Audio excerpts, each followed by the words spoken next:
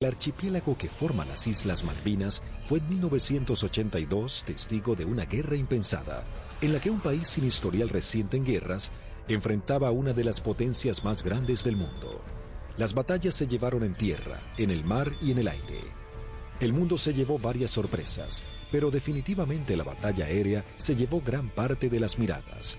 Las arriesgadas maniobras de la aviación argentina y los inéditos modos de ataque hicieron que luego de esta guerra los protocolos de defensa naval cambiaran para siempre. 1982 Malvinas, la guerra desde el aire. Por 150 años los reclamos se realizaron de forma pacífica y diplomática. Sin embargo, en 1982 Argentina decide recuperarlas por la fuerza. Como respuesta, Inglaterra hace zarpar a la flota más grande que enviara contra un objetivo desde la finalización de la Segunda Guerra Mundial. La Royal Navy y sus modernos Harrier enfrentarían a la aviación argentina y bombardearían objetivos terrestres en las islas. Estaba a punto de gestarse uno de los enfrentamientos más espectaculares de la aviación moderna. Los Sea Harrier y los Harrier GR-3 llegaban a la zona de conflicto con el objetivo de dominar la batalla aérea. La mayor ventaja de estos cazas es que despegan verticalmente gracias a sus toberas direccionables. A la enorme experiencia de los pilotos británicos en combates aire-aire, se sumaba que llegaban armados con el misil americano Sidewinder AIM-9L, capaz de alcanzar a su blanco, aun siendo lanzado desde cualquier posición. Argentina se preparaba para enfrentar a las fuerzas de tareas británicas con diferentes aviones que había adquirido en los últimos 40 años. Si bien tecnológicamente estaba muy lejos del ejército británico, los pilotos tenían confianza en su desempeño. Había que pensar que el A4, el Skyhawk, era un avión que se compró de un diseño de la década del 50. Era un avión que la Fuerza Aérea lo compró usado en el desierto de Mojave. Se le hizo el overhaul y se trajo a la Argentina. Voló aproximadamente 140.000 horas antes de la Guerra de Malvinas, o por ahí. O sea que es un avión que tuvimos muchísima experiencia. La flota de la Fuerza Aérea Argentina estaba compuesta por las máquinas que para el momento eran antiguas. En 1955 había iniciado un plan de renovación de sus cazas y bombarderos pesados. Los primeros que habían llegado al país luego de implementar esta política fueron los bombarderos Canberra, que para aquel momento contaban con un sistema de armas de vanguardia.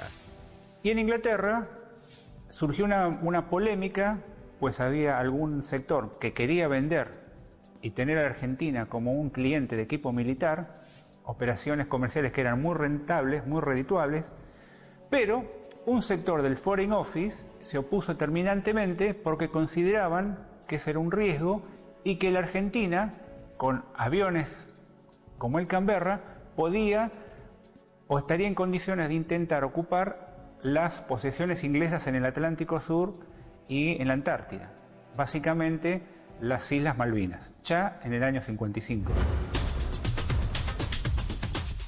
La mayoría llevábamos muchos años en la unidad, habíamos tenido un adiestramiento muy bueno, muy adecuado. Para nosotros esto era como participar en uno de los tantos ejercicios que se hacían, ¿no es cierto?, en esa época, y se simulaban operaciones reales, con lo cual teníamos un adiestramiento muy bueno y aparte un conocimiento mutuo entre las tripulaciones muy bueno, ¿no es cierto?, y aparte un espíritu realmente que nunca decayó. En la década de los 60, la Fuerza Aérea adquiere el cazabombardero A4 Skyhawk, de manufactura americana.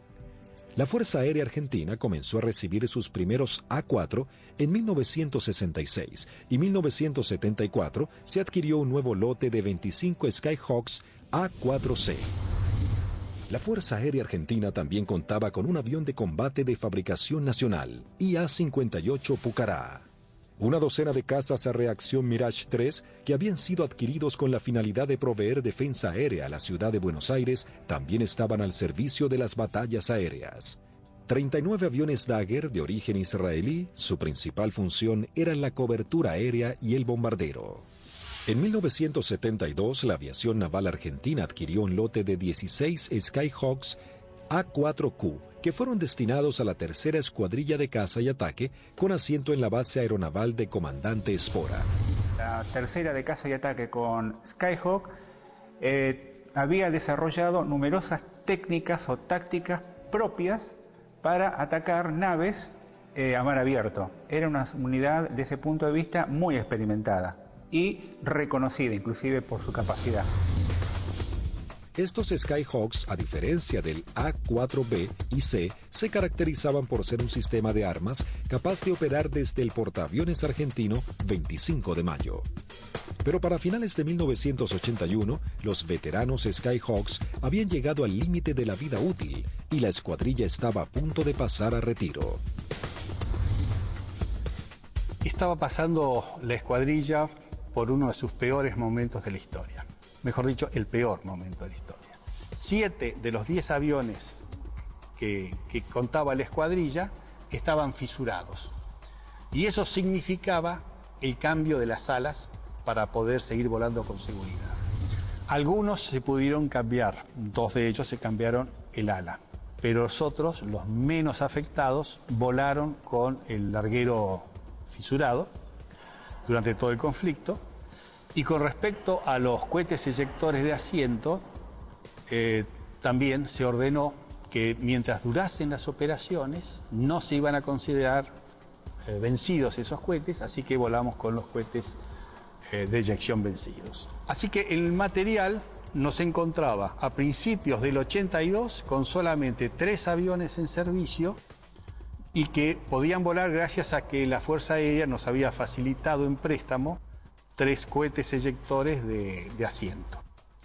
Eso sumado a las falencias que ya se venían arrastrando de a tiempo, como los cañones de 20 milímetros que se trababan y que nunca fueron cambiados como pedíamos por los cañones DEFA de 30 milímetros que tanto éxito habían tenido los israelíes con su incorporación. Siempre tuvo apoyo la escuadrilla, pero llegaba un momento de transición. La incorporación de los aviones superestandar significaba que se iba a dejar de operar este sistema de armas, donde una escuadrilla que se estaba formando recibía todo el apoyo y la otra escuadrilla que estaba cerrándose de alguna manera.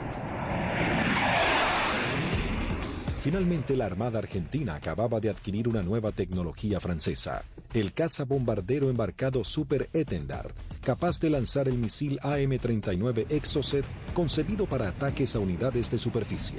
La segunda escuadrilla de ataque, aeronaval de caza y ataque equipada con Super Étendard, era una unidad de élite de alta tecnología, pero que recién estaba recibiendo sus aviones y tenía como tarea desarrollar y aprender a utilizar este arma que era muy potente y que no tenía equivalente en la región. También se contaba con un lote de cazas a reacción Air Macchi 326 GB y Air Macchi 339, que tenían la capacidad de poder operar en terrenos desfavorables y pistas cortas. La Operación Rosario, cuyo objetivo fue recuperar el control argentino en las Islas Malvinas, se llevó a cabo en las primeras horas del 2 de abril de 1982.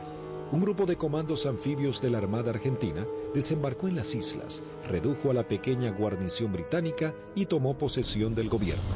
El 2 de abril de 1982 estaba destinado en la 5ª Brigada Aérea, en el grupo 5 de caza, y a las 7 de la mañana, la presentación normal que hacíamos todos los días, nos enteramos que habíamos recuperado nuestras Islas Malvinas. El 2 de abril, cuando fui hacia la escuadrilla, cuando ingresé, ahí me enteré que habían tomado las Malvinas. Una sensación de incertidumbre. Así que me encontraba de oficial de guardia y en ese momento recibo la noticia de la toma de Malvinas. Me tomó totalmente de sorpresa. Bueno, yo pertenecía al escuadrón 1A4C, que tenía su asiento en la ciudad de Mendoza. Estábamos haciendo unas prácticas en la base de Río Gallegos. Era una práctica usual que tenía la Fuerza Aérea en aquellos años de desplegar escuadrones, se llamaban escuadrones móviles, al sur de nuestro país, como para que todo el personal estuviera adiestrado y conociendo un área de un posible conflicto. A partir de ese momento nos preparémonos para lo peor. Tras el estupor mundial y el fracaso en las negociaciones, el gobierno de Margaret Thatcher envía su flota al sur de Sudamérica. La Fuerza de Tareas Británicas estaban compuestas por diversas unidades de combate, portaaviones, destructores, fragatas misilísticas, submarinos, buques de asalto, logísticos y de desembarco. Sorprendentemente y ante la incrédula mirada del mundo entero, Argentina se preparaba para enfrentar militarmente a una de las potencias más grandes del planeta.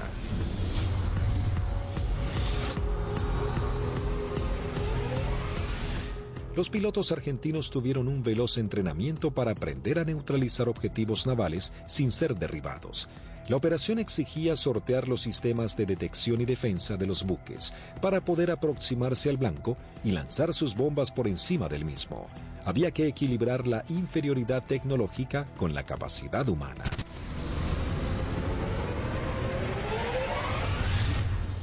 Empezamos a buscar la forma de suplir todas las deficiencias que en ese momento contaba el medio aéreo nuestro, que era la 4 Skyhawk.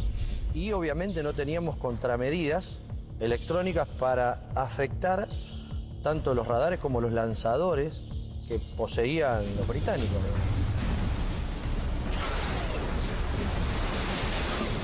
Los misiles que tenían desde 30 kilómetros, desde 20 kilómetros, 15 kilómetros y a partir de ahí cañones o armamento liviano, digamos. O sea, tenían una defensa muy grande para un solo elemento que podía ser un destructor, digamos.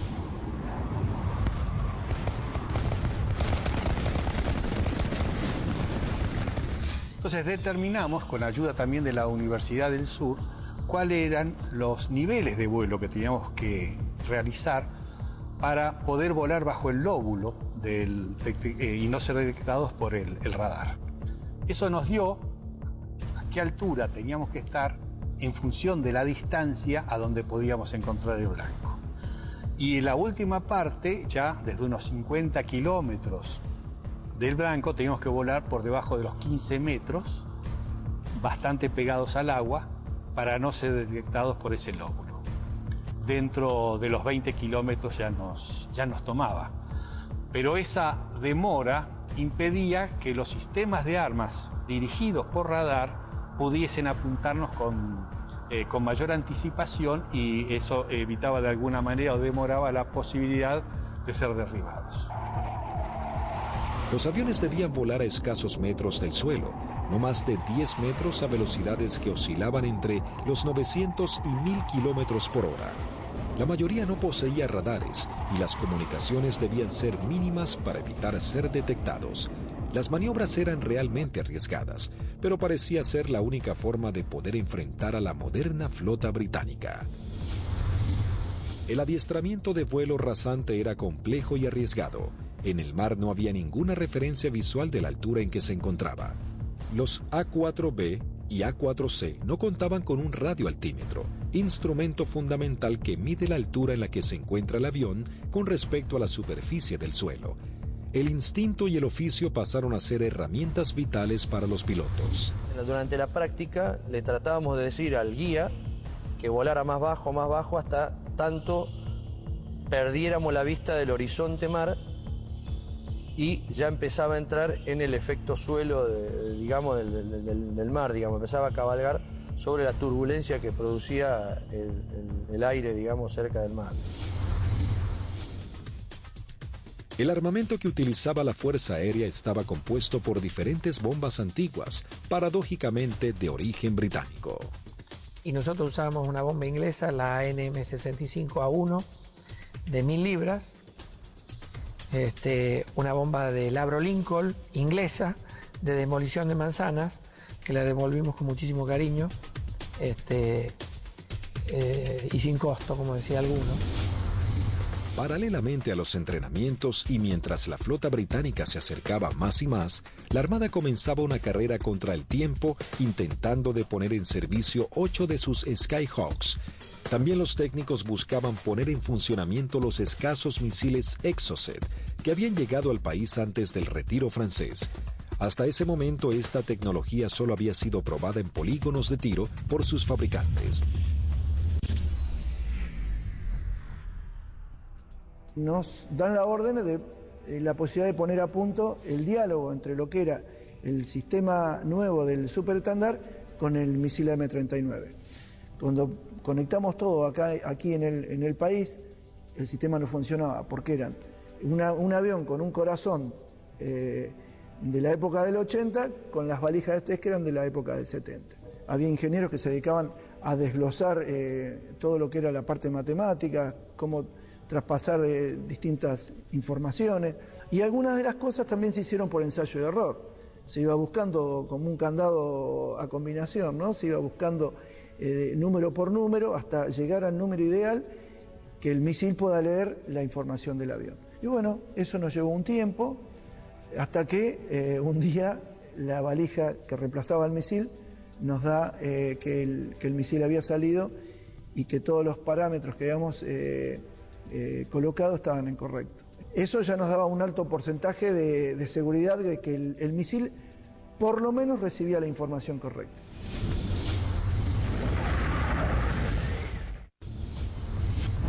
El 25 de abril la flota británica llega a la zona y realiza sus primeras operaciones bombardeando las islas Georgias del Sur y retomando su control. 5 días después, el 1 de mayo, tiene lugar el inicio de los enfrentamientos en las Islas Malvinas y comienza la batalla aérea. 2 bombarderos Avro Vulcan británicos despegaron de las Islas Ascensión con la intención de dejar fuera de servicio la pista de Puerto Argentino. Al enterarse de la noticia en los aeródromos de Río Gallegos, Río Grande y San Julián, las secciones interceptoras se preparan para entrar en acción. 2 Dagger de la primera sección de Río Gallegos regresan al continente sin haber encontrado ningún objetivo. Una segunda sección de Dagger de la base de Río Grande es la primera en hacer contacto con aviones Harrier británicos. Al despegar hicieron contacto con el radar Malvinas, operado por la Fuerza Aérea Argentina. Con un alcance de 300 kilómetros a la redonda, se convertía en los ojos de los pilotos. A través de ellos podían saber qué aeronaves había en el teatro de operaciones.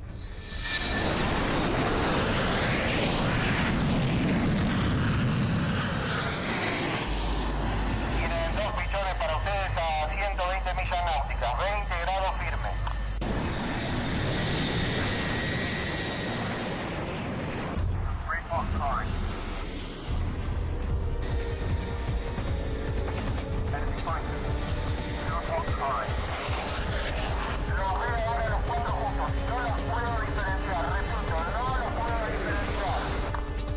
Los 4 interceptores comienzan a dar giros buscándose unos a otros, los argentinos con 22.000 pies y los Harrier 4.000 pies más abajo. Ahora los tienen a 9 millas de frente y a 1 milla al costado derecho.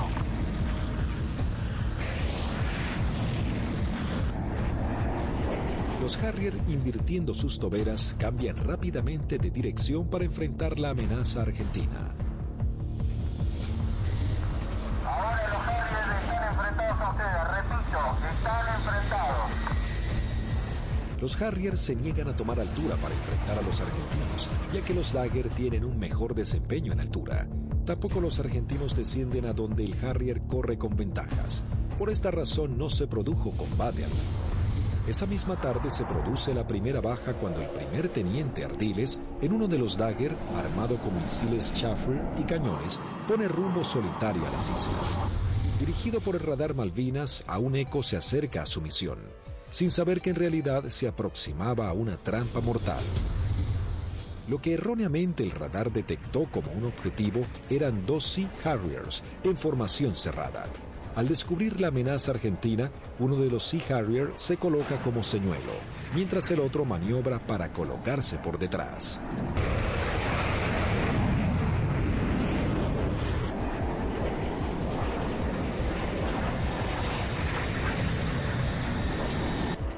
Ardiles se coloca en posición de disparo y lanza un misil Chaffir que es evadido por el piloto británico.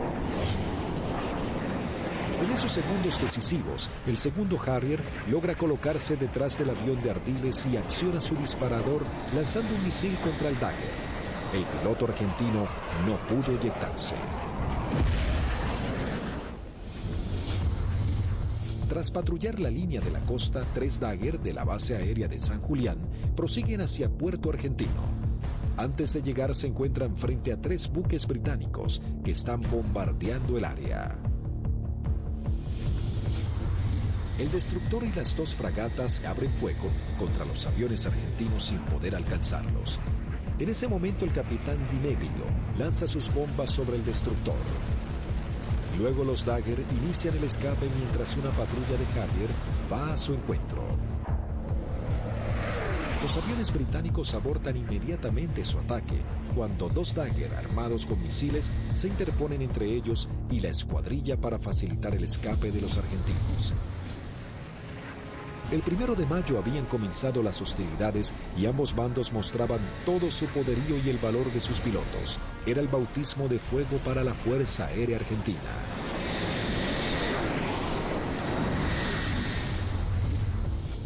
La guerra aérea había comenzado con los primeros enfrentamientos. Los británicos entraban su base de operaciones en la isla Ascensión y desde los portaaviones Hermes e Invencible.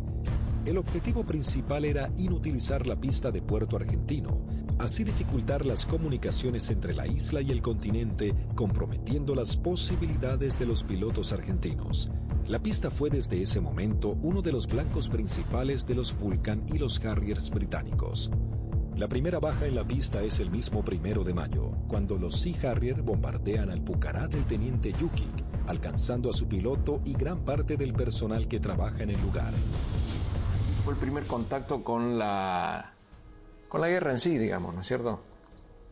En definitiva, nosotros habíamos tenido ya el aviso que había sido atacado Puerto Argentino a eso de las 4 de la mañana, y a partir de ahí nosotros entramos a movilizarnos y tratar de sacar los aviones, porque la mayor debilidad era el momento de puesta en marcha. Es decir, uno estaba sentado y había gente que estaban apoyando en la puesta en marcha del avión, que también la inexperiencia por ahí, uno se pregunta por qué había tanta gente, pero todo con el ánimo de colaborar y que los tiempos para que saliera lo más rápido posible fuera corto.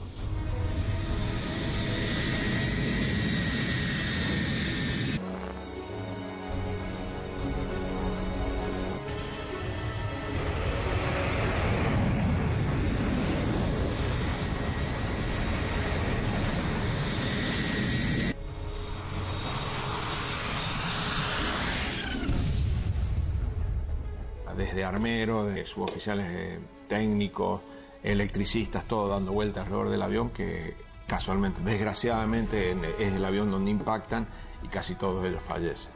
A partir de allí, los arribos a Puerto Argentino eran muy arriesgados. Entonces llegamos a Puerto Argentino el 17 de mayo al atardecer. Y me sorprende cuando llegamos porque no hay nadie recibiéndonos. Aeropuerto fantasma, no había absolutamente nada. Veía el cráter, estaba lleno de esquirlas, y mientras estaba mirando eso, de pronto veo una camioneta que se empieza a acercar a la distancia de la cabecera opuesta. Para la camioneta, se baja un conscripto y me dice: corra jefe, que hay alarma roja. Y empezamos a sentir ruidos de turbinas y se aproximan 2 Harriers. Y habríamos hecho unos 30, 40 metros cuando miro a la derecha y explota una bomba en la cabecera 26, un poco más alejada, unos 100 metros de la cabecera 26. Los Harrier pasaban, hacían la PAC, la patrulla aérea de combate en San Carlos, y a la vuelta con una bomba en 1000 libras en el medio, tiraban la bomba y se volvían. O sea que la cantidad de alarmas rojas era muy abundante. El 2 de mayo, el submarino nuclear británico Conqueror hunde al crucero Ara General Belgrano. En la operación mueren 323 marinos argentinos.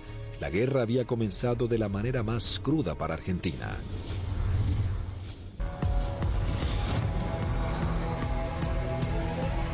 Mientras Argentina buscaba reponerse del hundimiento del crucero General Belgrano y los británicos comenzaban a familiarizarse con el lugar y el clima adverso de la región, la guerra del aire se encrudecía cada vez más. La Fuerza Aérea Argentina tenía el objetivo de diezmar lo antes posible a la flota británica y defender los objetivos en la isla que eran constantemente atacados. Los Harrier buscaban detener la acción de los pilotos argentinos y anular la comunicación entre el continente y Malvinas. La aviación naval contaba con que los servicios británicos de inteligencia habían descartado el uso del misil Exocet después de que el personal técnico francés se retirara de Argentina al inicio del conflicto. Por lo tanto, era una carta secreta con la que contaba Argentina. Tras semanas de arduas tareas, los técnicos navales logran hacer funcionar el misil. Para esto los pilotos se iban adiestrando en todo lo que era la parte operativa, ¿no? El lanzamiento del misil, el vuelo rasante, y nosotros trabajamos en la parte técnica. Una vez logradas las dos combinaciones, se le dio el ok que la escuadrilla estaba en condiciones de lanzar los misiles AM-39. El 4 de mayo la aviación naval argentina pone a prueba por primera vez este sistema de armas. La segunda escuadrilla de caza y ataque monta una misión con 2 Super Etendard y un avión explorador Neptune y el apoyo de un reabastecedor Hércules de la Fuerza Aérea Argentina. El avión explorador Neptune detecta 3 contactos. Los 2 pilotos de los Super Etendard, tomando por sorpresa a los británicos, lanzan sus misiles contra el Sheffield. Y bueno, ahí fue una satisfacción enorme porque todo el sacrificio arduo que habíamos hecho para poder poner a punto lo que era algo que nos parecía imposible había dado buenos resultados. La aviación naval argentina lograba hundir el primer buque británico y se convertía en pionera en la utilización de esta tecnología. El extremo entrenamiento comenzaba dando esperanzas a los pilotos argentinos. Tras días de bombardeos y cañoneos sobre los puestos argentinos en las islas, las réplicas de los soldados y los pilotos argentinos, los ingleses habían logrado interrumpir las rutas de contacto entre los puestos y la base argentina. La comida comenzaba a escasear en la vanguardia y el clima bajaba abruptamente. Los pilotos argentinos patrullaban el aire en busca del lugar exacto en el que los ingleses buscarían hacerse a tierra. Y a partir de ese 1 de mayo, a través de todas las acciones que realizó el escuadrón y los escuadrones de otros sistemas de armas, se iba degradando tanto el material como el personal, íbamos perdiendo camaradas en forma permanente. Entonces es como que el cerco se iba estrechando cada vez más. Finalmente, el 21 de mayo, comenzaba la última etapa de la guerra con el desembarco en la bahía de San Carlos. Con la colaboración del comandante Ewing Southby Taylor, quien conocía el lugar por haber prestado servicios en Malvinas, el general Jeremy Moore había decidido que ese era el lugar ideal para su desembarco. Los primeros avances de las lanchas de desembarco habían sido positivos, el lugar no estaba minado y parecía que sería un arribo relativamente sencillo. Pero con las primeras luces de la mañana, el teniente primero Carlos Daniel Esteban visualiza uno de los barcos y da aviso. Una Hermaki 339 de la aviación naval realiza un vuelo de reconocimiento por la zona. Ni bien superé las primeras alturas, donde están las posiciones del batallón 5, ya comencé a observar acciones de combate. Había un helicóptero incendiándose, tropa de infantería desparramada corriendo por el campo y un helicóptero dándole apoyo. El aviador naval ingresa al estrecho de San Carlos, divisa un helicóptero en vuelo estacionario para alertar sobre posibles ataques aéreos. Me preparo para atacar ese helicóptero y ya me preparo para disparar. Observo todo el despliegue naval inglés sobre el establecimiento San Carlos. Rápidamente descubre que en el lugar había por lo menos media docena de buques ingleses. Con el piloto inglés nos alcanzamos a mirar. En ese momento recién él me ve. Kripa realiza un brusco giro a la izquierda, pasando a escasos metros del helicóptero.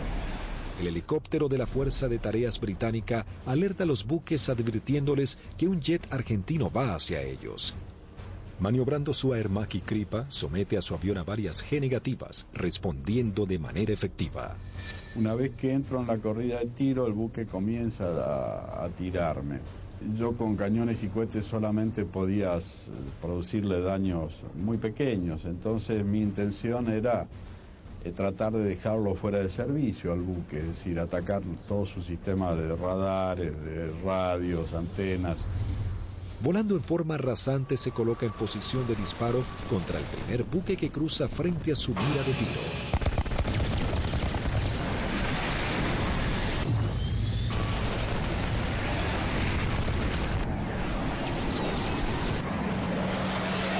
Tuve que recobrar muy fuerte mi avión con mucha fuerza para no pasar y cortar sus antenas. Una vez realizado el ataque Kripa, vuela entre medio de toda la flota británica. Las unidades ni los efectivos abren fuego por temor a impactarse entre ellos y el piloto argentino logra escapar. Entonces voy escapando sobre la península esta hasta salir del alcance de tiro de ellos, y de ahí teóricamente tenía que volver, pero pensaba que si volvía a Puerto Argentino y decía que había muchos buques, nadie iba a pensar que había la cantidad que yo había visto. Así que hice una órbita en ese lugar y en el anotador de rodilla que teníamos hice un croquis, posicionando los buques que yo vi en ese momento. Escuchamos que se aproximaba el Kripa con el avión. Yo cuando voy aproximándome pedí que fueran preparando armamento. Cortó motor y el avión seguía desplazándose cuando ya se había bajado, y ahí comentó todo lo que había visto, muy a las apuradas obviamente. Me cargan en una camioneta y me llevan al comando a que yo pase la información que tenía. Tras su arribo al aeropuerto de Malvinas y pasar un informe detallado de la situación, todas las unidades aéreas de la Armada y la Fuerza Aérea Argentina se preparan para realizar ataques a los objetivos navales que se encuentran en la zona de desembarco. 30 minutos después llegó el primer ataque del continente, compuesto de una formación de 6 Dagger.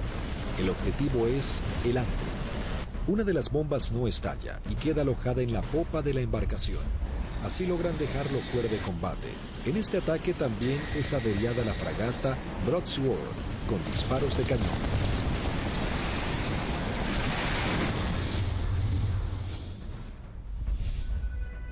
En Río Grande, las escuadrillas de Dagger y A-4Q navales parten para atacar blancos ubicados en el estrecho de San Carlos. Argentina intentaba dominar el espacio aéreo en el archipiélago. Había poco que hablar en ese momento. Hicimos la última información de meteorología y con lo que nos trajo el capitán Castro Fox, salimos 2 secciones reforzadas. Yo salí con el teniente Márquez y el teniente Arca, y el sublíder era el teniente Rótolo con el teniente Lecuri y el teniente Silvester.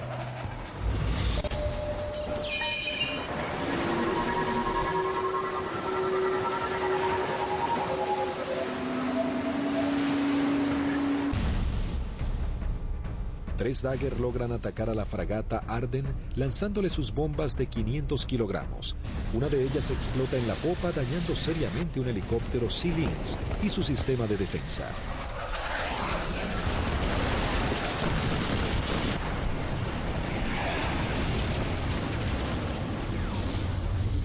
En ese instante, 3 A-4Q navales se aproximan en vuelo rasante a la bahía Ruiz Puente en búsqueda de algún blanco.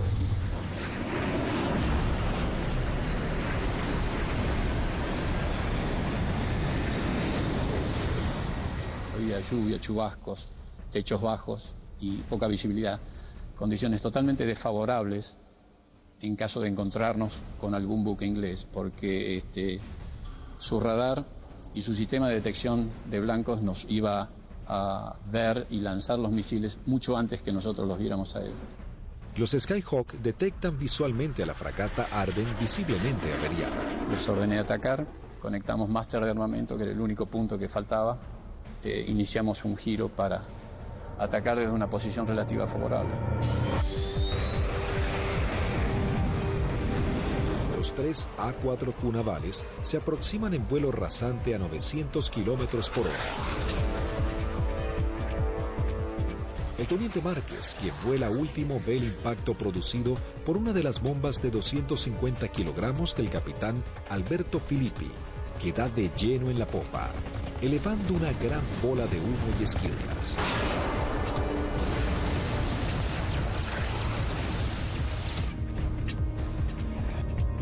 comienzo un giro hacia la izquierda y le digo a mis numerales que nos escapamos por la misma, quiere decir que regresamos a base por la misma. Dos Harrier que habían despegado del portaaviones Hermes para patrullar el área del sur del estrecho de San Carlos ven las explosiones sobre la popa de la fragata Arden e inmediatamente se lanzan en picada para prestar apoyo. Y escucho la voz del teniente Márquez que dice Harrier, Harrier.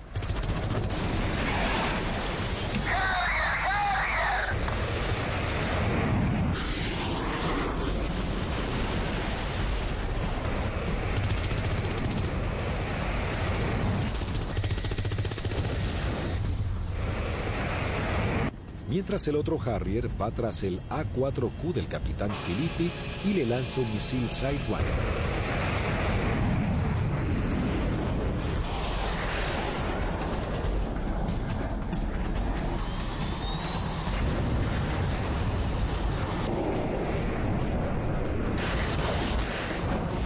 En ese momento escucho una explosión muy, muy fuerte.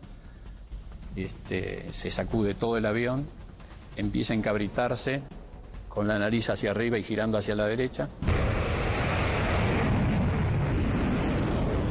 Miro hacia la derecha, estaba girando y veo un Harrier que se aproxima como para un remate demasiado cerca para mi gusto.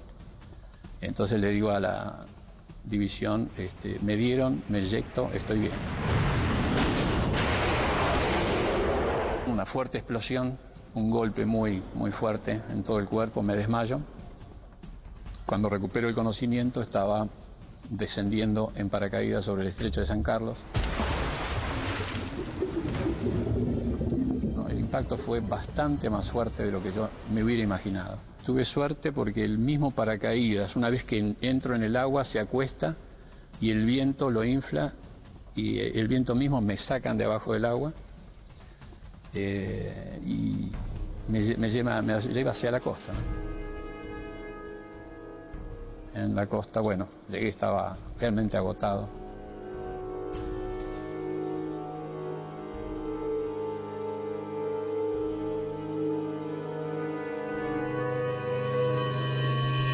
La fragata Arden, con daños de importancia, también es señalada como el blanco de la nueva escuadrilla que se acerca a la zona.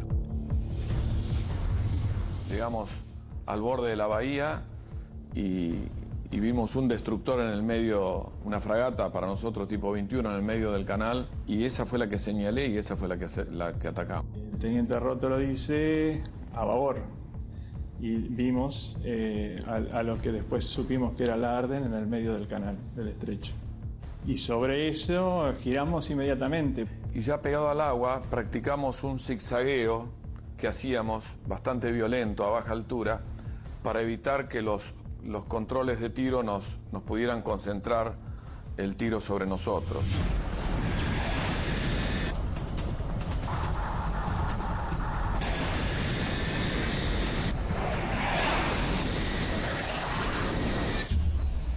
Lo que parece una eternidad antes tiene que ascender a 60 metros, 200 pies, nivelar el avión y empezar a hacer puntería si quiere que la misión sea efectiva. Yo vi que se inundaba el mar de piques y uno sigue con esa trayectoria, ya no tiene otra alternativa.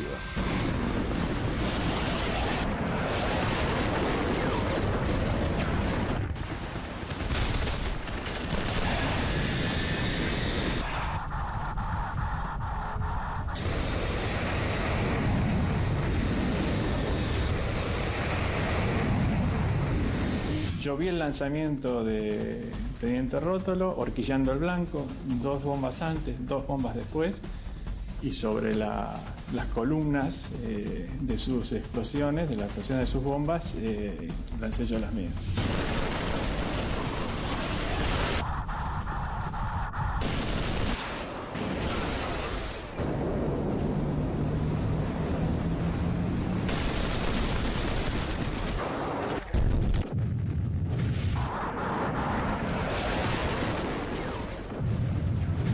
Mientras lanzaba, intentaba no perderlo de vista, porque de hecho estábamos con combustible muy marginal y él tenía un equipo que yo no tenía a bordo, que era el BLF, que es un equipo de navegación y que le permitía una navegación precisa. Mi seguridad de hacer el camino más corto de regreso al aeropuerto era mantenerlo a él a la vista. A pesar de todo el fragor del ataque, alcancé a decirle, rompo por derecha y me voy por el morro del costado, y al poco tiempo un silencio, y poco a poco fueron apareciendo. Primero Lecur, después Sylvester. Y ahí nos volvimos a juntar. Por un lado teníamos la satisfacción del deber cumplido y por otro el sabor amargo de haber perdido, bueno, lo que las estadísticas dicen que se pierden en este tipo de ataque a unidades navales. El 50% de las unidades que salen normalmente no regresan. Sí, es un ataque, es violento, es muy violento lo que se vive en la cabina. Debido a los ataques que sufrió ese día, la fragata HMS Ardent se une en las frías aguas del estrecho. Sin embargo, las fuerzas terrestres británicas preparan el avance a Puerto Argentino. Las batallas eran cada vez más encarnizadas. El ejército británico debía lidiar con las tropas argentinas apostadas en las islas, los ataques certeros de la aviación y con el clima que día a día se volvía más frío.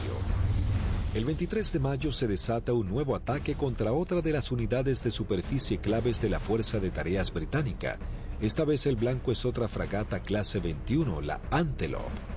El primer ataque a los buques en San Carlos comienza poco después de las 9 de la mañana con escuadrillas de Skyhawks navales y de la Fuerza Aérea. Una segunda escuadrilla de 4 Skyhawks A4B de la Fuerza Aérea Argentina se abre paso a través del fuego antiaéreo y de los misiles. Los A4B a cargo del primer teniente Luciano Guadagnini y el alférez Gómez se dirigen hacia la fragata Antelope para atacarla. Guadagnini inicia su corrida de ataque, lanza su bomba y es alcanzado. El impacto deja su avión fuera de control, pero el piloto logra enderezar su A4, aunque no pudo evitar la colisión contra el mástil de la fragata. El piloto no alcanza a eyectarse antes del impacto.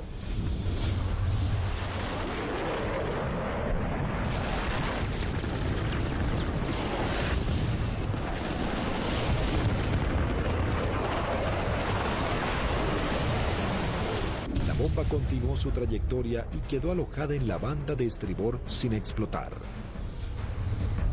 Tras la primera incursión, el ataque a la nave continúa con los A4Q navales, que se aproximan rápidamente en vuelo rasante por la isla Gran Malvina. Pude recorrer bien pegado al terreno en la isla Gran Malvinas y llegamos lo que vendría a ser al cordón muy bajo que hay, pero de unos 450 metros de altura.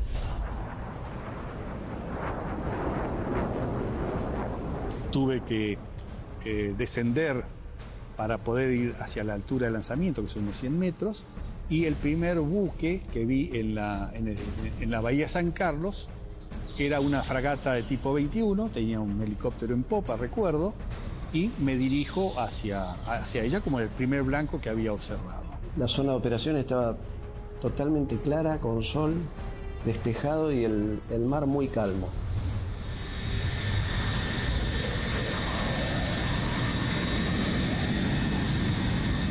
Todo era como en las ejercitaciones que siempre hacíamos con flota, un buque que simulábamos el ataque, el buque que nos apuntaba, pero esta vez en vez de apuntarnos tiraba también. Inmediatamente que entramos a la bahía, empezaron a tirar. Y tiraban ya de tierra, se veían los fogonazos, sobre todo de la derecha y del frente.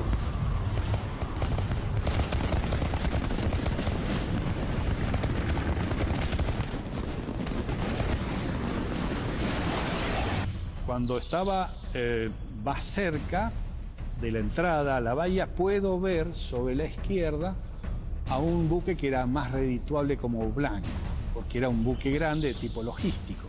Así que cambié el arrumbamiento para seguir sobre este buque. En un momento dado quise tirar cañones porque tiraban de todos lados y salieron 2 disparos y se me trabaron los cañones. Así que me quedé con las bombas nada más. Veo que desde la proa del buque sale una especie de bengala que reconozco que era un misil, y el misil era un Sicat, que venía en forma así errática hacia mi avión. Hago una maniobra evasiva, un fuerte giro hacia la derecha, algo veo pasar por el costado así de la cabina.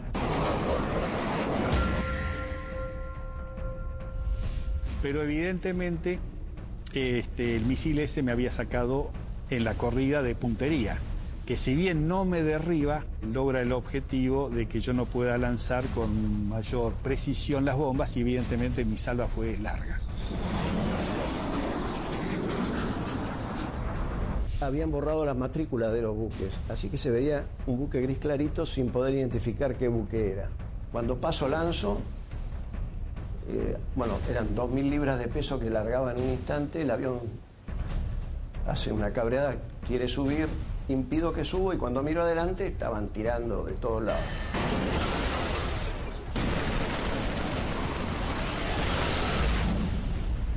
Cada uno debía completar su escape de la mejor manera.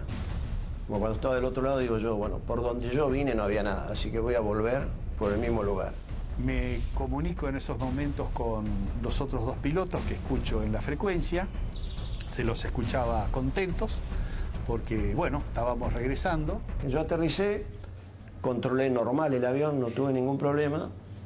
Cuando llego al extremo de pista, aterriza su bizarreta, pero él venía con las 2.000 libras de bombas, revienta una cubierta en el aterrizaje y se empieza a ir de pista. Y ahí se eyecta y, bueno, fue una eyección fallida.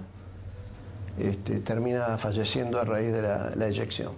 Así que cuando salgo a los 600 metros, tenía la pista adelante, me dicen que aterrice del lado derecho, le pregunto por qué, me dicen que aterrice del lado derecho nuevamente, reafirman y bueno, cumplo esa orden de aterrizar sobre el lado derecho y en la carrera de aterrizaje veo que había un A4 que estaba en pilón, apoyado sobre la nariz, en el extremo principal de la nariz y sin la cabina.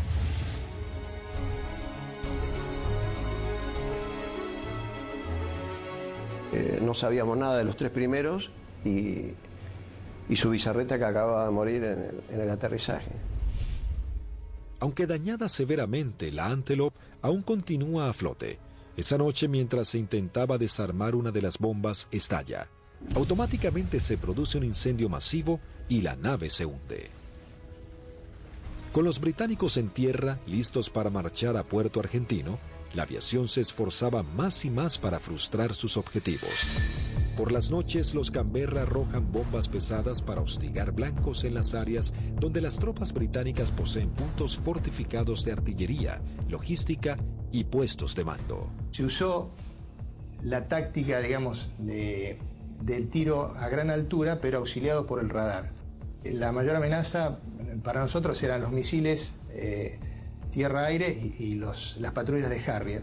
En la última oportunidad que tiramos sobre Monte Kent, el radar nos avisa de que se estaban acercando una patrulla de Harrier y nos fue dando las posiciones relativas, o sea, nos avisa que estaban a 25 millas, nosotros hacemos el tiro, realizamos la maniobra evasiva, a partir de allí le damos al avión la máxima velocidad posible, ¿no es cierto? Vemos que se acercan hasta 20 millas y luego empezamos a perder, digamos, a ganar distancia con respecto a los Harrier, con lo cual esa fue una amenaza concreta que no llegó a acercarse a la distancia de tiro.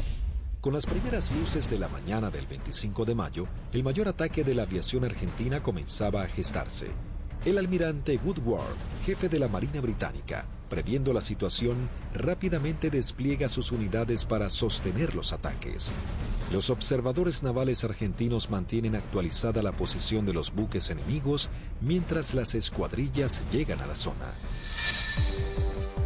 En el continente, los dos Super Étendard de la Armada Argentina preparaban los misiles AM-39 Exocet para un segundo ataque sobre la flota británica con un rumbo de acercamiento diferente para lograr una mayor efectividad. Los británicos tienen certeza que los aviones aparecerán desde tierra, pero los radares no pueden detectarlos. A las 15:20 horas surgen dos A-4B sobre la isla Borbón y se dirigen hacia mar abierto, encontrando a la fragata y el destructor frente a ellos. Los A-4B lanzan su armamento. Una de las bombas rebota en el mar e impacta sobre el buque atravesando su cubierta de vuelo, destrozando la parte delantera de un helicóptero Sea Lynx y luego cae al agua. Los otros dos A-4 se acercaban en rasante rápidamente hacia los buques. Yo iba del lado izquierdo y mi guía del lado derecho, y como no teníamos radar, obviamente, el control lo hacíamos con nuestros ojos. A mí me tocaba controlar desde el frente a la izquierda y el guía del frente a la derecha. No teníamos otra alternativa, digamos.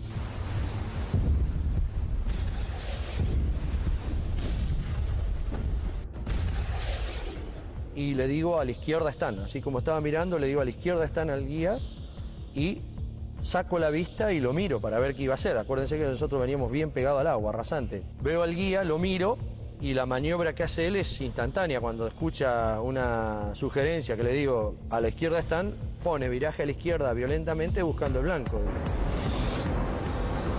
Inmediatamente el guía pone viraje brusco a la izquierda, dejando sin opción a Barrio Nuevo de tener que elevarse para esquivarlo, entrando en el área de tiro del radar, que al estar en automático, inmediatamente lanza un misil Sea Dart. Escucho a la otra escuadrilla, Carballo, que dice el misil, el misil, el misil. Y Rinque, que venía atrás, le dice, no se preocupe, que va por otro lado.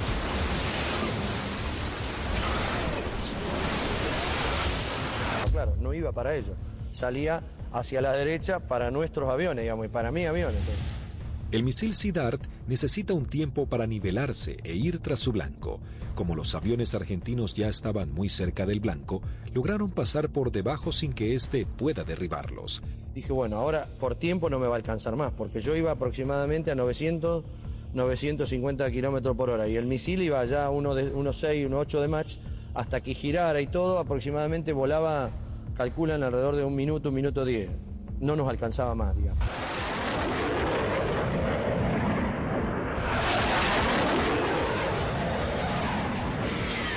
Yo lo veo al guía porque le iba formando un poquito más atrás, unos 50, 100 metros más atrás, y veo perfecta las bombas cuando la lanza, y impactan a no más de 1 metro del agua.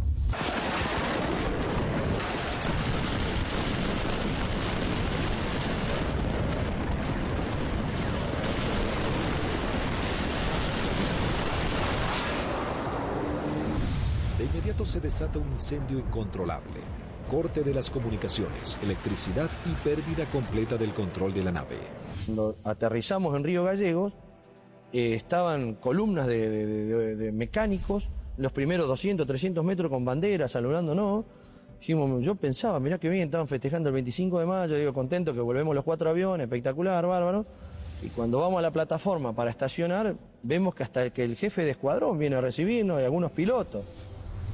Yo no entendía nada, y yo como era el último avión, yo no me preocupé. Y cuando bajo, el jefe de escuadrón me maltrató. ¿Qué hizo? ¿Qué hizo usted, Alfredo? Yo le digo, el avión está en servicio, le digo, puede volar, no lo rompí, no hice nada. Le digo, está bárbaro. No, pero ¿qué hizo? Y ya me agarra de la solapa, eso no me lo olvido más. Así de la campera, de lo que le quedaba del chaleco salvavidas, le dice, ¿pero qué hizo, señor? No sé. Me despeiné en el vuelo, le digo, estoy desilustrado, no tengo ni idea. No, ¿qué hizo? Acaba de hundir un buque en 20 minutos. 19 hombres sucumben inmediatamente en el ataque y se hunde 20 minutos después de ser alcanzada.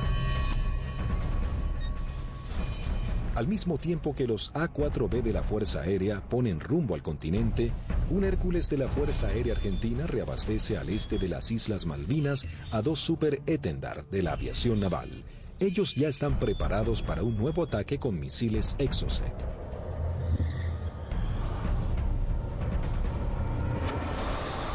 A unos 60 kilómetros de la flota británica, los Super Étendard detectan varios ecos en sus radares. Eligen los más grandes y mientras toman altura de lanzamiento, los datos son transmitidos a sus misiles de manera automática.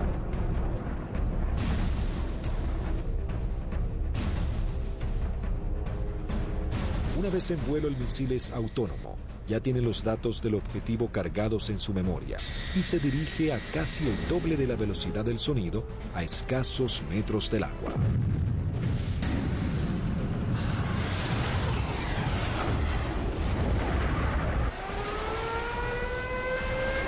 Nuevamente los británicos lanzan una alerta de combate.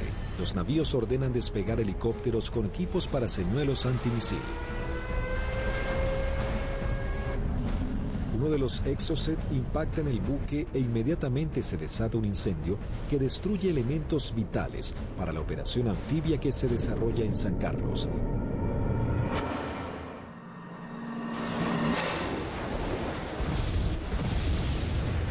El buque es abandonado y se hunde unos días después. Si bien el daño infligido sobre la flota británica era considerable, cada vez la resistencia argentina estaba más doblegada en las islas.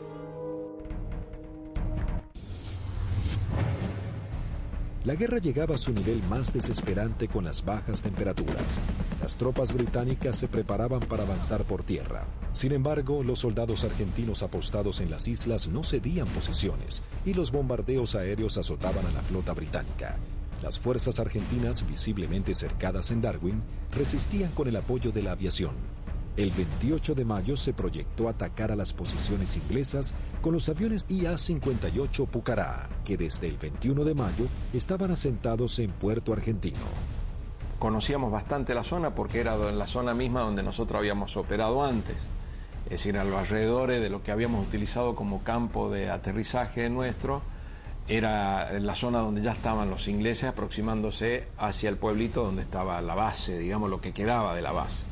Yo alcanzo a ver algo que se mueve, levanto y hago una ráfaga de cohetes, siento una voz en la frecuencia de mi radio que me dice desde tierra en Darwin, siga tirando que están ahí, siga tirando que están ahí. Y ahí empiezo a sentir yo disparos también que me empiezan a impactar en el avión. El Pucará, si tiene alguna cosa, es la maravilla del gran poder de absorción de impactos, digamos, porque la manera que yo sentía que me pegaban, digo, me van a desarmar el avión. Yo trato de salir, como los impactos que me pegaban eran casi todos del lado derecho, quiero salir virar el avión hacia la izquierda y ahí el avión ya no me responde. Bueno, entonces ahí tomo la decisión de eyectarme. Muy bajo, yo ya estaba, creo que no más de 15, 20 metros del suelo. La sensación de estar colgado en un paracaídas no la tengo porque fue como si hiciera un salto desde un techo al suelo, porque fue todo demasiado rápido. Tengo grabado en la memoria que pasa el avión abajo mío todavía y el agujero a través de la cúpula por donde había salido el asiento. Y todavía que le siguen tirando porque se ven trazantes que van hacia el avión. No vi si el paracaídas se abrió, no sé, no supe nada. Ya me encontré en el suelo y enredado intenté salir corriendo y ahí me enredo en los cordones del paracaídas, que caigo, me vuelvo a levantar y tratándome de sacarme el paracaídas y pues ahí ya me agarran dos ingleses, me apuntan y se me acabó la historia. Con las bajas temperaturas, los plazos eran cada vez más cortos y los ingleses buscaban generar un desenlace rápido. La Fuerza de Tareas Británica intenta cerrar su cerco sobre Puerto Argentino. Para lograr este cometido se organiza un desembarco anfibio apoyado de unidades navales en la zona de Puerto Fitzroy el 8 de junio. La Fuerza Aérea Argentina recibe la información del movimiento de dos buques de desembarco británicos. Rápidamente se preparan para lo que sería el día más negro de la flota. Se lanzan desde el continente dos escuadrillas de A4B, dos de M5 Dagger, listas para el ataque a objetivos navales, y una tercera armada con cañones para diversión. La primera escuadrilla de A4B divisa y bombardea el buque de desembarco Sir Galahad. También se bombardea la costa en donde los ingleses comenzaban a llegar.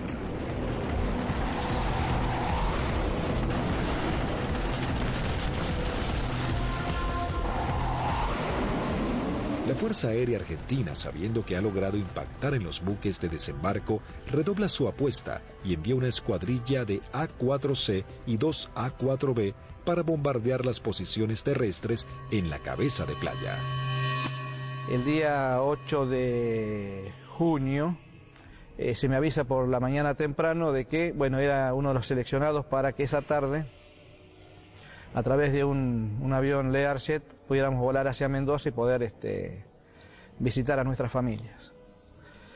Pero claro, antes de poder alcanzar esa meta había que realizar una misión, entonces todo cambia un poquito el ángulo de cómo uno está viendo esa misión. Por supuesto que nadie hablaba, ¿no? Todo en ese momento estaba muy consustanciado con sus cosas íntimas, recordando a la familia, bueno, recordando a algunos camaradas que también habían caído. Así que, bueno, uno ya, ese es el último momento que uno tiene como para pensar en uno mismo y en pensar en sus familiares. Siempre nos despedíamos de los compañeros que se quedaban y el abrazo era interminable y como si fuera la última vez, ya que no éramos kamikaze, como nos dijeron, sino que teníamos conciencia de los riesgos y que las chances siempre eran muy escasas para sobrevivir. Una característica que teníamos siempre en nuestra unidad es que el personal de mecánicos que preparaba nuestros aviones y armaba nuestros aviones se ponía siempre al costado de ambos lados de la pista, con banderas argentinas, con los trapos con que limpiaba el avión, con lo que tuviera, con la campera, como para saludarnos y darnos ánimo. A las 15 horas parten hacia las islas las primeras 2 escuadrillas de A-4B compuestas por 3 aviones cada una. Por diferentes inconvenientes, deben regresar 2 aeronaves al continente y debido a que solo un avión cuenta con el instrumento navegador, se juntaron todos quedando una formación de 4 Skyhawks. Previo abastecimiento, llegaron hasta las islas, donde descendieron a escasos metros del mar para no ser detectados. Aquí fue la primera complicación que observé. Al hacer control de combustible antes de entrar en la zona de combate, me di cuenta que había uno de los tanques externos que no me había transferido todo el combustible de ese tanque, con lo cual ya el combustible que tenía sabía que no me iba a alcanzar para regresar al continente. Pero como estábamos muy próximos a la zona del ataque, decidí continuar. La sección ingresa a la isla Soledad con una formación escalonada sorteando la variada geografía del lugar para evitar ser detectados por los radares. Los pilotos saben que no cuentan con el factor sorpresa y que serán recibidos con un intenso fuego antiaéreo. Realmente dantesco, a pesar de que ya teníamos todos experiencia de que nos tiraran, pero era dantesco ver la cantidad de proyectiles 20 milímetros, 30 milímetros, artillería antiaérea y misiles de diversos tipos. Los A4 sobrepasan las defensas aéreas y se dirigen rumbo a Bahía Agradable. En ese momento sucede algo inesperado para Sánchez. El numeral 4 lo sobrepasa, quedando él en 4º lugar. Inmediatamente yo traté de acelerar mi avión para volver a tomar la posición que yo tenía inicialmente en la formación. O sea, trataba de alcanzarlo a Vázquez pasándolo por la derecha. 2 Sea Harrier del Escuadrón 800 giran en círculo sobre Fitzroy. Uno de los pilotos ve aproximarse un avión en vuelo bajo desde el sudeste e inmediatamente le avisa a su compañero. En ese momento, no sé por qué razón, se me ocurrió darme vuelta a la izquierda de mi avión y mirar detrás del avión. Y lo que se veían eran impactos de proyectiles atrás de mi avión, inmediatamente en la cola, y se levantaban surtidores de aguas, varios piques detrás de mi avión. Sánchez, sin saber quién era su atacante, decide continuar con su maniobra para lograr colocarse tercero en la formación. Cuando está sobrepasando al alférez Vázquez, Bolsan, el líder, encuentra al lanchón de desembarco saliendo del seno Choi Seul. Cuando la ve, inmediatamente pone viraje y el resto de los aviones lo siguen, con lo cual los 3 aviones se me vinieron encima mío. Ninguno se había dado cuenta que yo venía tratando de ocupar mi posición, con lo cual los tuve que saltar por arriba, evitándolos, tomé altura, lo cual siempre era un riesgo, porque evitábamos tomar altura en la zona del combate, porque era un tiro al pato, decíamos, de cualquier avión o cualquier buque que anduviera en la zona. Ante la tónica mirada de los pilotos británicos, los 3 Skyhawks inician su corrida-ataque hacia el lanchón. El numeral 2, teniente Juan Arraras, logra impactar de lleno la embarcación con sus bombas, ignorando la presencia de los aviones Sea Harrier. Hay algo que me llama la atención a mi derecha, y a unos 500 metros veo 2 Sea Harrier a la misma altura que yo, bien formaditos, paralelos, un poquito más retrasado el segundo avión. El guía era David Morgan y el numeral Smith. El Sea Harrier lanza su primer Sidewinder hacia el avión de Arraras e inmediatamente Sánchez da la alerta. Cuando vi eso, que lanzó el misil, les doy la voz de alerta a mis compañeros, o sea, misil en el aire, 2 Sea Harrier. Arraras es impactado por un misil en su parte trasera, dejándolo fuera de control. Si bien se eyecta, no logra sobrevivir. El Harrier arremete contra el segundo A4. Tiene en su mira al avión de Vázquez. Lanza su misil impactándolo de lleno y sin que pudiera eyectarse. Realmente ese fue un momento choqueante, quedé muy choqueado porque el pensamiento era hace un instante, era un compañero mío, un amigo mío, un camarada mío, y que desapareciera de esa forma, o sea, me impactó mucho, ¿no? Sin perder tiempo, el Harrier, piloteado por David Morgan, continúa su ataque contra su próximo objetivo. Las maniobras evasivas del avión del primer teniente Bolson no logran evitar el misil. Su piloto tampoco logra sobrevivir a la explosión. Y al volver a entrar en conciencia, inmediatamente fui a buscar los 2 Sea Harrier, ya que yo estaba expuesto también a recibir un ataque. No los vi donde estaban últimamente, en la última posición. Se me ocurrió mirar para arriba y ahí es que veo un Sea Harrier que empieza a hacer, baja su nariz para iniciar el ataque a donde yo estaba en ese momento posicionado. Tras el ataque, el único A4 sobreviviente, en inferioridad de condiciones para entrar en combate, decide desprenderse de todo el peso extra y emprender un escape pegado al mar acompañado de maniobras evasivas. Estaba realmente muy estresado, muy choqueado, con lo cual había cosas que estaba descuidando, entre ellas el combustible. Cuando me di cuenta realmente no me alcanzaba para llegar, excepto a Puerto Argentino, no llegaba a ningún lado. Lo primero que hice fue tomar altura, independientemente de que anduvieran los Sea Harrier, ya no importaba mucho, moría de una forma o iba a morir de la otra, así que... Sánchez toma altura y reduce su potencia de motor a fin de economizar el gasto de combustible, aunque queda expuesto a cualquier tipo de ataque. Mientras tanto, la sección de A4C entraba en la zona de combate atacando el personal que desembarcaba en la costa de Bahía Agradable. Ahí nos encontramos con los barcos humeando, muy próximos a la playa, y un enjambre de hombres que estaba desembarcando y que iba trasladando todos los pertrechos hacia la playa.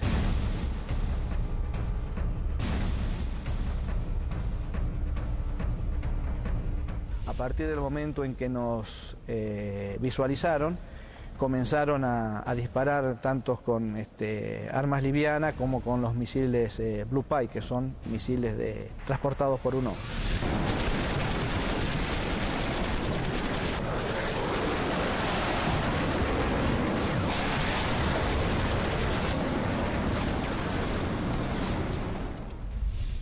Tuve la oportunidad de esquivar 2, girando un poco el avión y poniendo pedal, tratando de evitar. Pasaron algunos por arriba y algunos por abajo.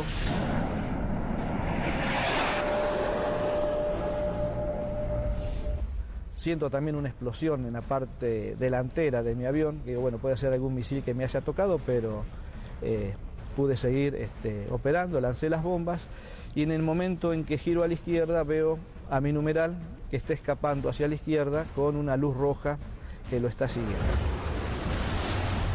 Cuando gira hacia el otro lado veo al numeral del capitán Caffarati también con otro misil en la cola y le vuelvo a gritar, pero hace caso omiso, pero era a través o por el problema que yo tenía de mi equipo de radio. El Skyhawk del teniente Sánchez se encontraba expuesto en altura, con sus cañones trabados y sin combustible para llegar a la base. Toda su escuadrilla había sido derribada y no había sobrevivientes. De la decisión del piloto podría salvarse, caer prisionero o congelarse en medio del mar. Mientras tanto, en algún lugar sobre el océano Atlántico, el teniente Sánchez decide arriesgarse e ir en busca del Hércules reabastecedor, descartando la idea de regresar a las islas para eyectarse y ser tomado prisionero. Cuando vamos camino al reabastecedor, escucho la voz del, en aquel momento, el teniente Sánchez, el Pipi Sánchez, que había sido uno de los únicos sobrevivientes del ataque anterior. Tenía una última oportunidad, si el reabastecedor, el avión Hércules, se había quedado en la zona, me quedaba una chance más. Con lo cual le hice el llamado en la frecuencia de reabastecimiento, me contestó, las comunicaciones eran dramáticas porque yo estaba desesperado, así que le pedí por favor que si me podía ayudar, necesitaba reunirme con él y que me diera combustible. Él me daba indicaciones de posiciones geográficas, pero yo al no tener mi equipo de a bordo, porque solamente algunos aviones lo transportaban, no tenía forma de ubicarlo geográficamente. Escuchar la voz de él en forma casi desesperada, llamando al avión Hércules reabastecedor para que lo pudiera alcanzar. La tripulación era el vicecomoro Cano y el capitán Rubik. Realmente, si le debo la vida a alguien es a ellos. Siempre digo que son mis segundos padres. La situación era que la última vez que vi el indicador de combustible no me quedaban más de 400 litros, que prácticamente no da para nada, realmente no daba para nada. Con lo cual dejé de verlo porque lo único que hacía era producirme más estrés por no estar acoplado al Hércules. La tripulación del Hércules, en un gesto heroico, se aproxima bastante a las islas y le da la tranquilidad de decirle, quédate tranquilo, pibe, que ya estamos yendo para allá.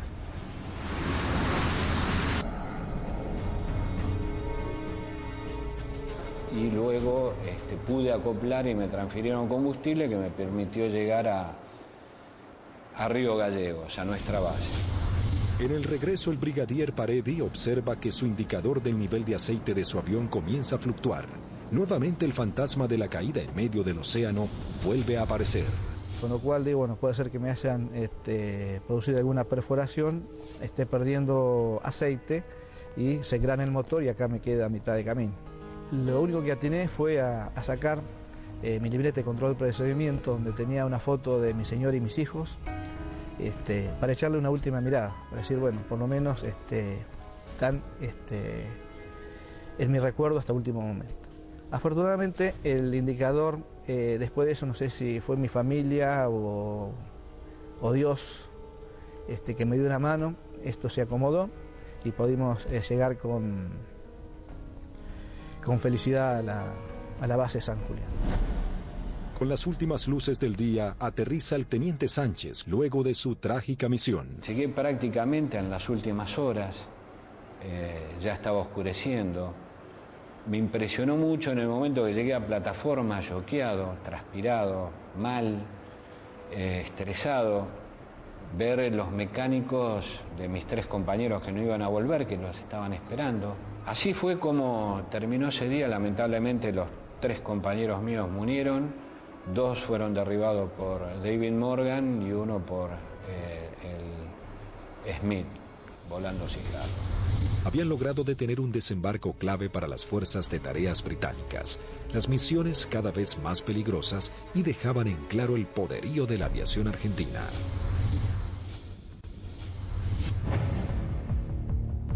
La guerra terminaba, sin embargo las misiones de la Fuerza Aérea eran cada vez más arriesgadas.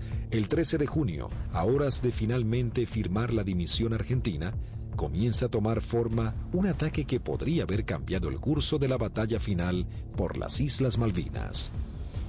El día 13 de junio, que fue ataque objetivo terrestre, en principio cuando comenzó el conflicto del Atlántico Sur, los pilotos teníamos cierta aprehensión a los ataques a objetivos navales, ¿no? Porque la fragata tenía de todo para defenderse. Cuando fue avanzando el conflicto y llegamos ya casi a los finales y los ingleses ya tenían buenas posiciones tomadas en tierra, realmente se complicaba el ataque a objetivo terrestre, porque estaban las defensas terrestres, las aéreas y encima las navales. Había que sortear todas. Pero realmente era para lo que habíamos estado preparados toda la vida, y creo que esa fue una misión en la cual los ingleses estuvieron sorprendidos de cómo nosotros llegamos al corazón del Estado Mayor, que estaba en Monte Dos Hermanas, al pie del Monte Dos Hermanas. 2 escuadrillas de A4B del Grupo 5, armados con 3 bombas retardadas por paracaídas, toman parte de la última misión de combate de la Fuerza Aérea Argentina. La acción es osada y peligrosa: atacar y destruir el comando del Estado Mayor británico del general Jeremy Moore, jefe de las fuerzas británicas. En esa misión volamos casi unas 350 millas, un equivalente a unos 700 kilómetros, rasante. Iban tan bajos, tan rasante, que el chorro de los aviones quedaba marcado en el agua. Entonces me resultaba más fácil seguirlos. Y ahí escuchamos al radar Malvinas, que salió en frecuencia y preguntaba: ¿hay alguien en frecuencia? Fue la primera vez que en mucho tiempo que el jefe de escuadrilla rompió el silencio de radio, el capitán Varela, y dijo: los nenes. Muy bien, dice radar Malvinas, yo tengo, no los tengo, pero tengo una PAC al norte, 2 aviones, etcétera, etcétera. Tengo una al sur, tengo una al oeste y tengo una al este. Le volvió a preguntar al capitán: ¿usted nos ve? El radar Malvinas le dijo: no. Entonces ellos tampoco. A las 12 horas del mediodía, las 2 escuadrillas ingresan al área de Malvinas para dirigirse a su blanco. Cuando estábamos sobrepasando el acantilado, vimos que estaba posado ahí un helicóptero, un Sea Lynx británico, que son los que lo usaban ellos como de vedores. Y yo pienso que ese helicóptero informó la posición nuestra, informó la entrada nuestra a la isla. Inmediatamente de eso, el radar Malvinas empezó a dirigir al aire, dar todos los movimientos a las PAC. Todas las PAC iban concentrándose hacia el lugar de nuestra ruta. Los A4B toman vuelo rasante máximo, en formación cerrada, pegándose contra el terreno para evadirse de los Harrier que venían a derribarlos. El jefe de escuadrilla observó un soldado inglés con su casco y su fusil que subía una colina y lo encontró de frente al avión. Evidentemente estábamos volando muy bajo. Varela iba como siguiendo el terreno, volando bajo, y por momentos se perdía de vista. Cruzamos esa pequeña loma y por delante nuestro había un campamento muy prolijo con unos shelters y una veintena de helicópteros aterrizados en ese sitio, y un despliegue de gente. Los 4 Skyhawks logran sortear el terreno y llegan al corazón del Estado Mayor británico. Hasta que escucho tirar, dice Varela, tirar. Y veo ahí veo los fogonazos de los 4 bombardeos que hicieron cada uno de los aviones. Los A4B se dirigen directamente al cuartel general y lanzan sus bombas. En medio del caos e improvisando la defensa, el general Moore escapa del ataque. Pude ver el impacto de los helicópteros en marcha y el impacto de los cañones nuestros, una mancha marrón que iba pegando en cada uno de las puertas del helicóptero. Yo era la primera experiencia que tenía de haber tirado tan cerca. Incluso uno de los helicópteros despega y, digamos, nos pone el rotor de frente al avión. La segunda escuadrilla, al mando del teniente Cepera, entra en acción realizando un segundo ataque sobre los cuarteles de Moore. Cuando yo veo ese escenario, ordeno a mi escuadrilla tirar en ese lugar, ya sobrepasado el ataque de Varela, más adelante. Tiramos las bombas y bueno, vamos a salir. Yo salgo, sigo la línea de vuelo y venía un helicóptero, un Siquín, cruzando de mi derecha a izquierda. Y empecé a disparar a ojo, pero como la munición es trazante, me quedaba marcado por dónde iba la munición, entonces yo veía y movía el comando como para que barrerlo al helicóptero con la munición.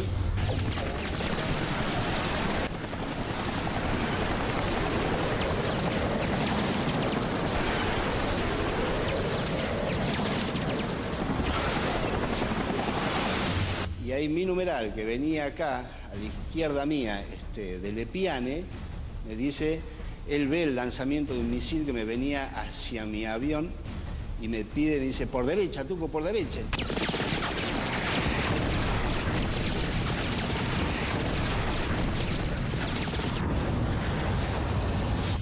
Decidimos salir en forma individual, atravesando las islas, con regreso al continente, por a San Julián. Los A4B emprenden su regreso al continente volando rasante. Algunos de ellos con averías deben ascender para economizar combustible. Las situaciones individuales de los pilotos se vuelven complejas. Utilizo mi avión y veo a mi derecha, abajo a mi derecha, una sombra de un avión, de un perfil de un avión. Es, uy, es un Harrier. Me viene siguiendo un Harrier. Entonces ahí empiezo a hacer maniobras evasivas de viraje de máxima performance, de mucha G, tanto para la izquierda como para la derecha. Izquierda para la derecha. Y cada vez que nivelaba el avión, veía, estaba la sombra. Yo digo, pero este Cristo no se va. Digo, ¿cómo hago para sacármelo de encima? Miraba por el espejo, miraba por el otro espejo, miraba para atrás, parecía una lechuza, daba la vuelta a la cabeza así, miraba por un lado, miraba por el otro y estaba la sombra ahí. Era mi avión, era la sombra de mi avión.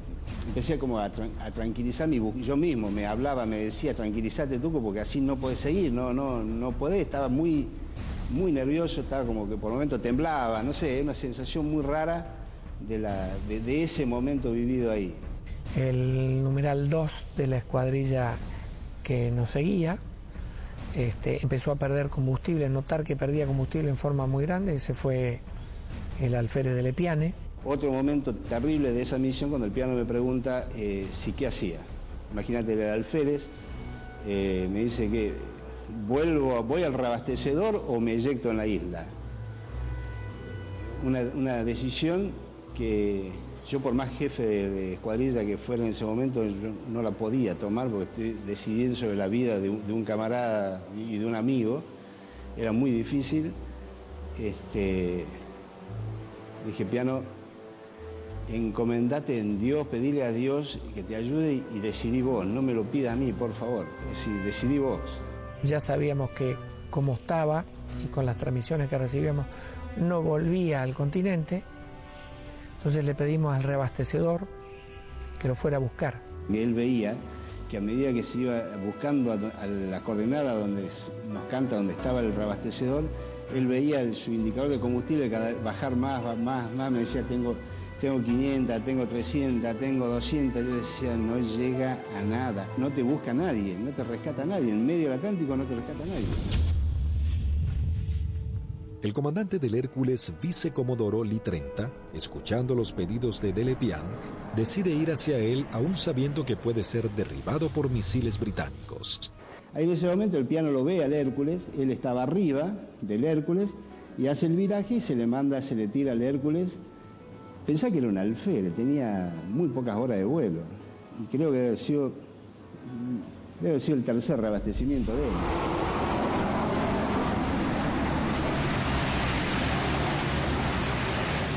Ahí el reabastecedor se se arrimó a las islas en un acto de arrojo terrible, ascendió, lo buscó, lo encontró,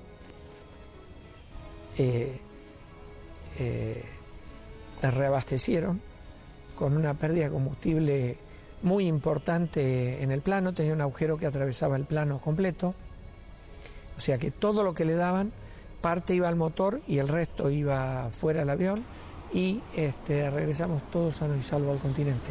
Todos llegamos, incluso de Lepiane.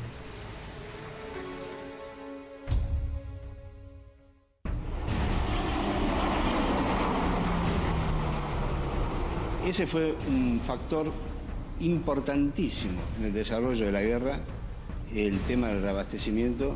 Nosotros estábamos muy compenetrados y nos entendíamos muy bien con los pilotos, las tripulaciones de Hércules, y fue uno de los secretos mejor guardados de la guerra y en la cual le dio la posibilidad de éxito a muchas misiones de la fuerza, fue que los ingleses nunca pudieron encontrar dónde hacíamos los reabastecimientos.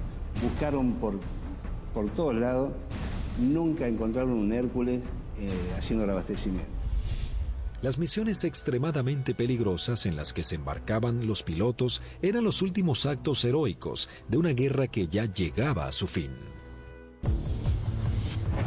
El 14 de junio de 1982, las tropas británicas finalmente ingresan en Puerto Argentino y se firma la rendición argentina. El general Mario Benjamín Menéndez, jefe de las guarniciones argentinas en las islas, le informa a su par británico que solo puede responder por sus unidades en Malvinas. El general Moore insiste en la necesidad imprescindible de interrumpir las acciones y Menéndez le reitera su falta de control sobre la Fuerza Aérea y la aviación naval, pero le garantiza que no efectuará ningún pedido de misiones. Moore comenta sus experiencias en San Carlos y Monte Kent, donde noche a noche eran bombardeados por los Canberra, y agrega que el día anterior había salvado su vida por un minuto al ser atacados por aviones A-4B. El conflicto deja a los británicos con su flota desmantelada y no es posible proseguir con las operaciones navales. En ese momento, si alguien le pone un valor en números, y un avión que no valía más de $50.000, y una fragata CL-42 valía $550 millones puesta en el puerto. O sea que si uno hace números, realmente no resiste mucho análisis. La guerra económica la ganó la Fuerza Aérea Argentina, desde ese punto de vista, ¿no? Y la Armada con sus A4, porque eran aviones viejos que nadie calculó que tenían la capacidad de hacer el daño a una de las primeras flotas del mundo. Bueno, creo que hicimos bien los deberes. Hicimos aquello para lo cual estábamos adiestrados y creo que lo hicimos bien. Yo creo que esa es la demostración más grande del profesionalismo y de la cadena que hace que ese hombre, en definitiva el último eslabón, llegue y cumpla con su objetivo. Pero hay un montón de gente atrás y que todos han demostrado ampliamente su valía y convencimiento por la fuerza y en definitiva por la nación. El escuadrón, a pesar de que tuvimos muchas bajas, tuvo el espíritu y las ganas de seguir combatiendo y defender algo que era nuestro. Lo realmente importante es el vínculo que uno genera con el camarada que va a entrar en combate junto a uno, que va a arriesgar su vida con uno del cual va a depender de mí y yo voy a depender de él. La voluntad y el deseo de poder cumplir con la misión y cumplir con ese juramento que en algún momento hicimos cuando éramos cadetes, de defender la bandera y la patria hasta perder la vida. 36 aviadores de la Fuerza Aérea Argentina y 4 de la Aviación Naval Argentina perecieron en operaciones de combate y accidentes. Primero y fundamental, el mejor recuerdo para aquellos que dieron todo, que es fundamentalmente la vida de aquellos que no volvieron. Es el gran honor para mí de haber haber conocido héroes vivos. Eso yo creo que es el mayor honor que he tenido, que me ha permitido la vida. El conflicto de Malvinas dejó un sabor amargo, pero marcó la impecable profesionalidad de los pilotos argentinos, quienes con tecnologías claramente inferiores y algunas que ni siquiera habían sido probadas, lograron dar batalla y sorprender al mundo con maniobras y estrategias de combate que jamás se habían utilizado. Si Argentina la recupera, será por la vía diplomática, con inteligencia, con trabajo. Es como se lo explico a mis hijos. Malvinas, con toda la calma del mundo, significa la persistencia de la necesidad de recuperarlas.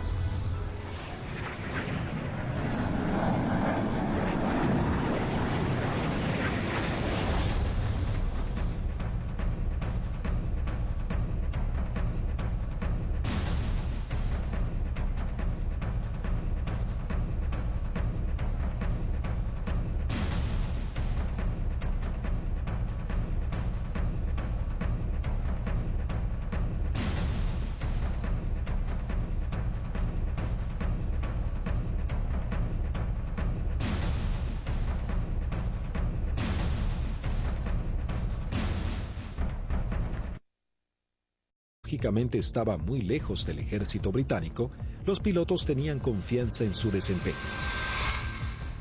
Había que pensar que el A4, el Skyhawk, era un avión que se compró de un diseño de la década del 50.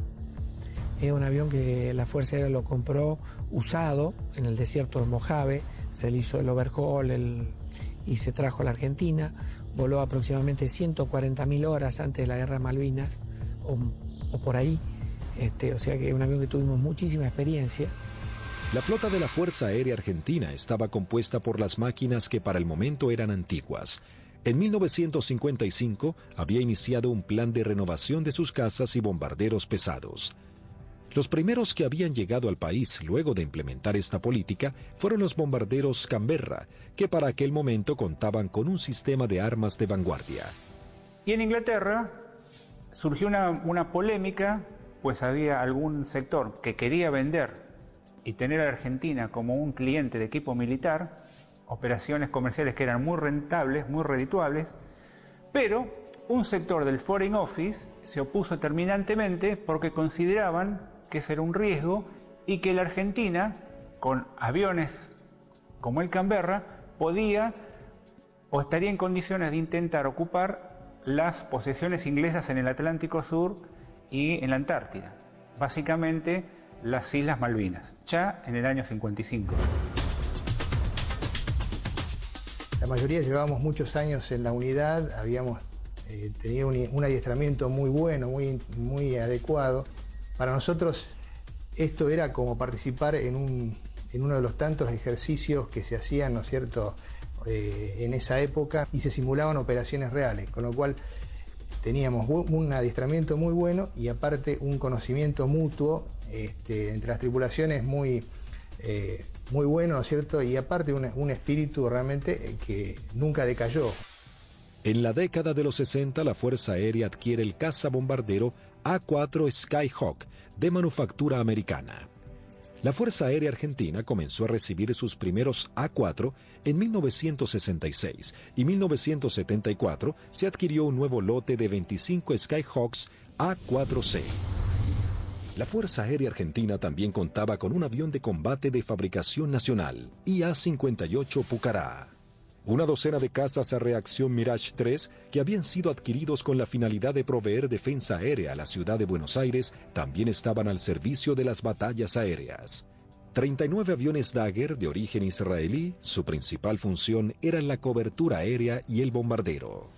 En 1972, la aviación naval argentina adquirió un lote de 16 Skyhawks A4Q, que fueron destinados a la tercera escuadrilla de caza y ataque con asiento en la base aeronaval de Comandante Espora. La tercera de caza y ataque con Skyhawk había desarrollado numerosas técnicas o tácticas propias para atacar naves a mar abierto. Era una unidad desde ese punto de vista muy experimentada y reconocida inclusive por su capacidad. Estos Skyhawks, a diferencia del A4B y C, se caracterizaban por ser un sistema de armas capaz de operar desde el portaaviones argentino 25 de mayo. Pero para finales de 1981, los veteranos Skyhawks habían llegado al límite de la vida útil y la escuadrilla estaba a punto de pasar a retiro. Estaba pasando la escuadrilla por uno de sus peores momentos de la historia. Mejor dicho, Una unidad de élite de alta tecnología, pero que recién estaba recibiendo sus aviones y tenía como tarea desarrollar y aprender a utilizar este arma que era muy potente y que no tenía equivalente en la región. También se contaba con un lote de cazas a reacción Air Macchi 326 GB y Air Macchi 339, que tenían la capacidad de poder operar en terrenos desfavorables y pistas cortas. La Operación Rosario, cuyo objetivo fue recuperar el control argentino en las Islas Malvinas, se llevó a cabo en las primeras horas del 2 de abril de 1982. Un grupo de comandos anfibios de la Armada Argentina desembarcó en las islas, redujo a la pequeña guarnición británica y tomó posesión del gobierno. El 2 de abril de 1982 estaba destinado en la 5ª Brigada Aérea, en el grupo 5 de caza, y a las 7 de la mañana, en la presentación normal que hacíamos todos los días, nos enteramos que habíamos recuperado nuestras Islas Malvinas. El 2 de abril, cuando fui hacia la escuadrilla, cuando ingresé, ahí me enteré que habían tomado las Malvinas. Una sensación de incertidumbre. Así que me encontraba de oficial de guardia y en ese momento recibo la noticia de la toma de Malvinas. Me tomó totalmente de sorpresa. Bueno, yo pertenecía al escuadrón 1A4C, que tenía su asiento en la ciudad de Mendoza. Estábamos haciendo unas prácticas en la base de Río Gallegos. Era una práctica usual que tenía la Fuerza Aérea en aquellos años de desplegar escuadrones, se llamaban escuadrones móviles, al sur de nuestro país, como para que todo el personal estuviera adiestrado y conociendo un área de un posible conflicto. Peor momento de la historia. 7 de los 10 aviones que contaba la escuadrilla estaban fisurados. Y eso significaba el cambio de las alas para poder seguir volando con seguridad.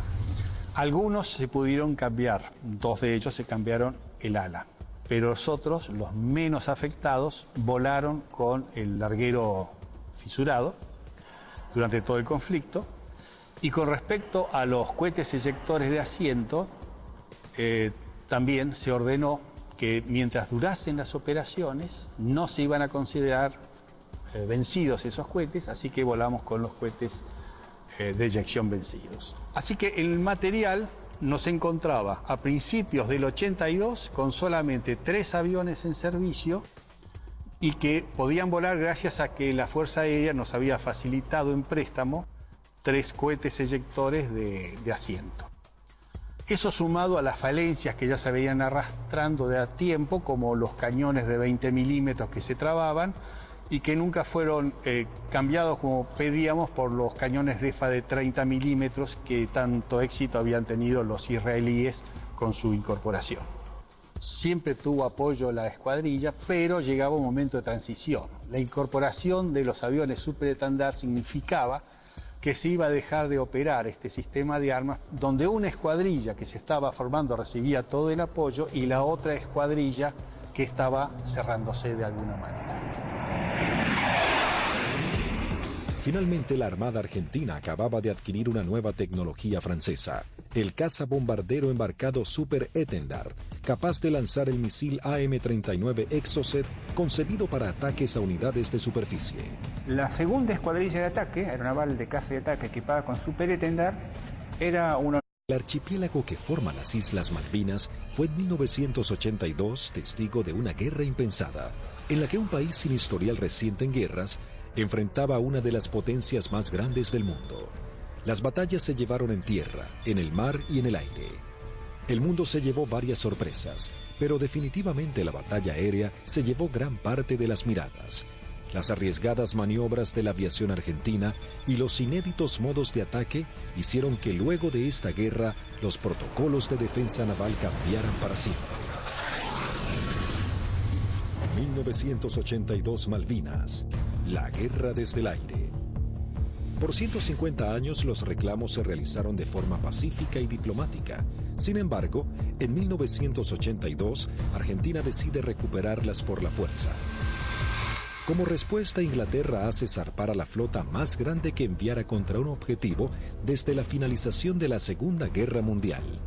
La Royal Navy y sus modernos Harrier enfrentarían a la aviación argentina y bombardearían objetivos terrestres en las islas. Estaba a punto de gestarse uno de los enfrentamientos más espectaculares de la aviación moderna. Los Sea Harrier y los Harrier GR-3 llegaban a la zona de conflicto con el objetivo de dominar la batalla aérea. La mayor ventaja de estos cazas es que despegan verticalmente gracias a sus toberas direccionables. A la enorme experiencia de los pilotos británicos en combates aire-aire, se sumaba que llegaban armados con el misil americano Sidewinder IM-9L, capaz de alcanzar a su blanco, aun siendo lanzado desde cualquier posición.